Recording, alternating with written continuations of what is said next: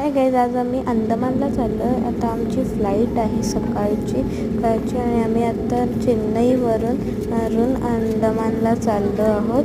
चला आपण जाऊया। पण आम्ही आता पोर्ट ब्लेअरच्या एअरपोर्टवर जाणार आहोत। त्याच्यानंतरचे सगळे व्लॉग्स तुम्ही नक्की बघा, कारण की खूपच चांगली अशी ट्रिप होणार आहे ही। आणि मी तुम्हाला सगळे अपडेट शेअर करत राहीन। माझे सगळे व्हिडिओज नक्की बघा आणि माझ्या चॅनलला पण सबस्क्राईब करा।